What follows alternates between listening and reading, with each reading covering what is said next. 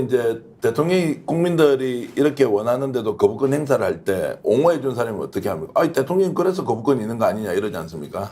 제가 그 얘기를 들으면서 들었던 생각이 이 사람들은 자신에게 주어진 권한이 일종의 만능이구나. 그러니까 모든 저 열쇠 그러니까 잠겨 있는 거 다 열 수 있는 만능키처럼 생각하는 이 구조에서 벗어나지 않고서는 정치도 제대로 되지 않고 이 사람들이 결국에는 파멸의 길로 갈 수밖에 없다. 네. 왜냐하면 권한 만능주의가 뭡니까? 자, 수사권 기소권 있다고 해가지고 수사 마음대로 하고 기소 마음대로 하잖아요. 야, 이거 내가 확보한 권한인데 뭔 소리야? 대통령이 내가 5년 자 임기 보장되는데 너희들은 무슨 소리야? 거부권이 있는데 무슨 소리야? 집권 여당 너희들 내가 없었으면 여당 존재했어?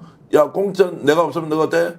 라고 하는 모든 권한이 마치 만능의 열쇠인 것처럼 생각하고 하는 이 행태에서 벗어나지 못하니까 어떤 문제가 생기느냐? 상대 쪽에서는 그러면 이 권한 만능주의가 우리는 분립이라는 삼권이 분립이 되어 있고 네. 견제와 균형의 원리가 작동하는데 어느 한쪽이 자신의 권한을 만능의 키처럼 써버릴 때 어떻게 해야 되느냐? 그때 대화해야 됩니까? 협상해야 됩니까? 열쇠를 뺏어야죠. 뺏고 싸워서 어쨌든 끝을 내야 되는 거죠. 네. 이거를 자초하고 있잖아요. 국힘도 자초하고 대통령도 자초하죠. 제가 좀 100번 양보해가지고 지금 우리가 특검법과 관련된 논의 중에서 상식적으로 관점이 잘못돼서 논쟁할 수 있잖아요. 진짜 그럴 수 있지 않습니까? 이게 그럼, 너무 정파적이다 그럼. 이런 거 네, 있잖아요. 있죠. 이런 가능합니다. 거 같으면 당연히 우리는 동의하지 않지만 싸우지는 않죠. 이게 아닌데도 왜 국민의힘이나 보수정치 세력들은 마치 대통령이 거부권을 가지고 있는 것은 본인의 권한 행사라고 보느냐고 그 출발 지점이 거짓과 허위와 조작이 있는데 여기에 대해서 왜 이야기를 하지 않느냐. 그러니까 이것을 끝까지 아니라고 주장할 때는 어떤 선택이냐. 싸우는 거 왜 있냐고. 전면전 왜 있냐고요.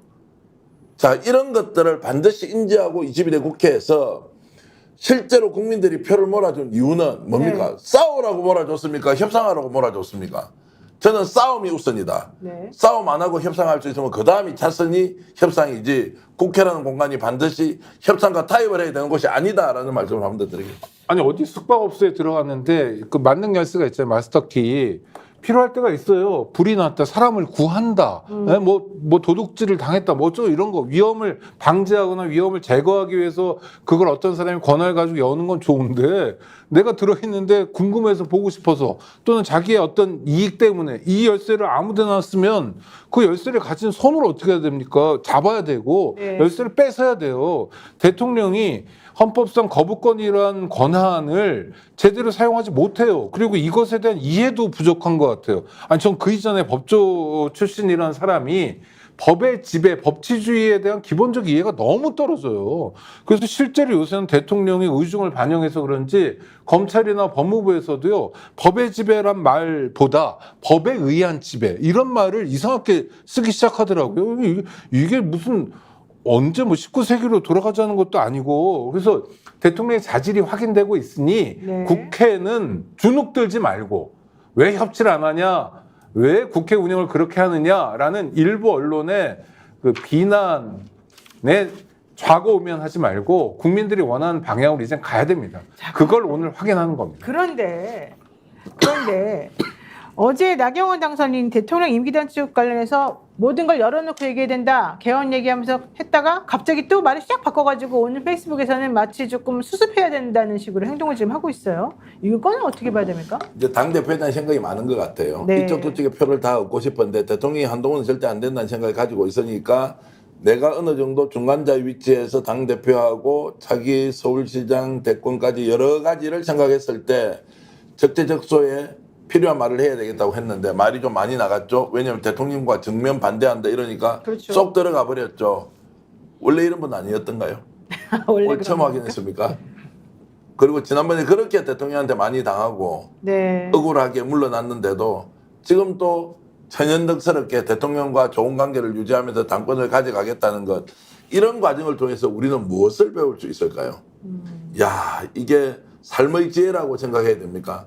아니면 결국 그렇게 살 수밖에 없는 비참한 나의 현실을 스스로 꿀밤을 줘야 되느냐. 네. 저는 나경원 의원 하는 것 잘 모르겠습니다. 실제로 어제 관훈토론 기자회견 이런 것도 보니까요. 사실 보기가 좀 불편하더라고요. 틀린 말이 하나도 없는데 본인의 뜻대로 좀 따라갈 수 없는 인정하기 어려운.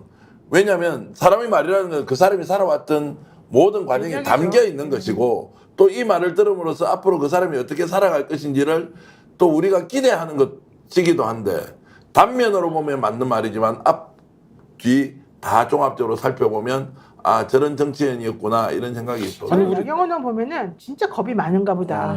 솔직히 이 생각 한 번씩 해요. 아니 우리 전계현 대표님 정말 대단한 분 같은 두 가지 의미에서 품성과 상상력. 나경원 의원에게 뭔가를 배울 생각을 하셨다는 게, 야, 그러니까 이게 굉장히 넉넉한 품이거든요. 저는 뭐 초선 때부터 이렇게 보면 별게 많지 않아 보이던데, 하여튼 그런데 저는 이렇게 정치인들이 이런 식으로 간보는 정치는 좀 그만했으면 좋겠어요. 네. 그리고 기본적으로 개헌 같은 건 정말 엄청난 일입니다. 1987년에 개헌하고 이제 못했잖아요. 그 기간이 제가 이 방송 통해서 한두 번 말씀드렸지만 일제강점기보다 훨씬 긴 기간 동안 개헌을 못했어요. 그러니까 아주 중요한 국가적 이벤트입니다. 그리고 국민의 총의를 모아야 돼요. 그런데 이거를 자기 당권과 관련해서 개헌을 이야기하면 이건 정말 엉터리죠. 간을 봐도 어떻게 이렇게 봅니까? 네, 쾌활고 산삼청님, 우리 그 방송에 광고하신 분인데요. 힘내시고 전세사기 특별법도 거부하면 100만 갑시다 이렇게 말씀하셨습니다. 자, 이 말이 맞는 것 같고요. 여러분들 우리 역전의 용사들 보고 계시는 많은 분들 눌러주세요.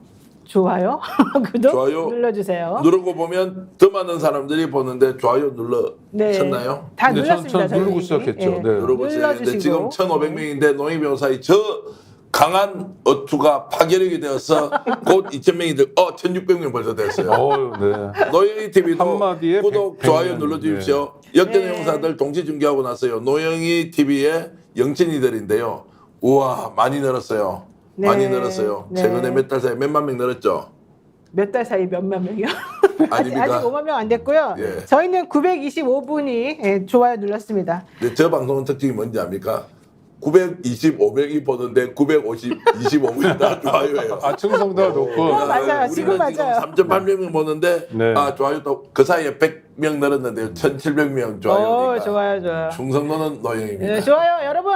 금방 2,000명이 좋아요 한번 누르는 모습을 보고 싶습니다. 꾹꾹꾹꾹 눌러주시기 바랍니다. 저희 정기현 판론가가 계속 쳐다보면서 1분 있다가 확인할 겁니다. 과연 2,000명 됐는지. 자, 우선 우리 오늘 처음 나오신 우리 교수님, 네. 성치훈 더불어민주당 정책위 부의장님 여쭤보겠습니다. 윤 대통령이 앞에서 기자회견하면서 공수처 수사 결과를 보고 그때 국민이 납득이 안 된다고 하면 내가 먼저 특검하자 이렇게 주장했습니다.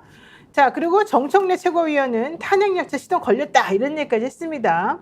그냥 둘의 시각을 딱 보면은 완전히 다른 시각이고 지금 이 상황을 쳐다보거나 뭐 이해하는 상황이 완전히 다르다는 걸 알 수 있잖아요.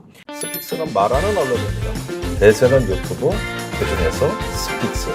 좋아요, 댓글, 구독, 알림 설정. 여러분이 저희를 사랑해 주시고 우리가 여러분을 사랑하는 4가지 방법입니다.